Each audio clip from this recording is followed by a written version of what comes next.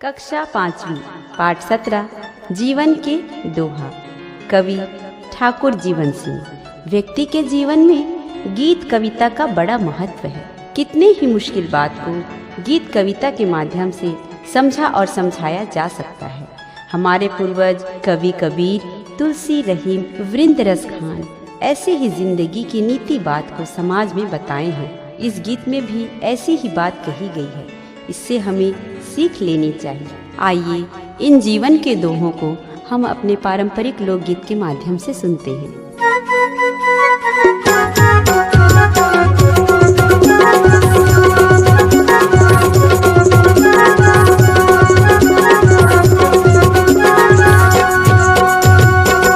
अरे भाई हो, धुर्रा माटी ला घलो कबू समझे झन्नीच हो। पालन पोषण यही करे, कमल फूले यही कीच हो।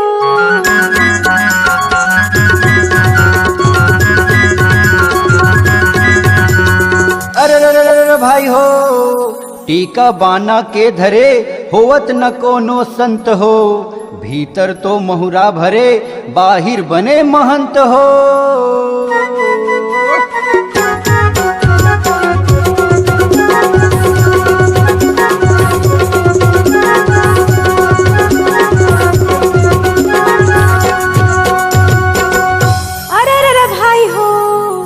चारी चुगली ला समझ, खजरी खसरा रोग हो।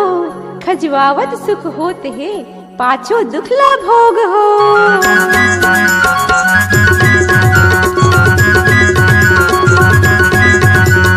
अरे भाई हो, जौन गांव जाना नहीं, पूछे के का काम हो। पेड़ गिनई बीरथ है, फर खाए ले काम हो।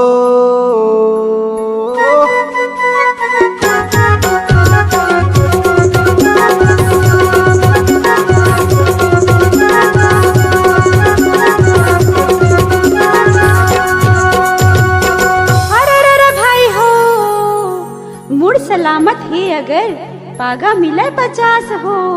हाथ गोड़ के रहत ले कर दूसर नहीं आस हो।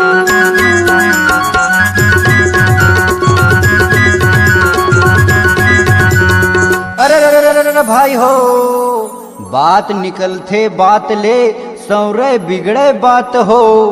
बात बात दूध भात है, बात मजूता लात हो।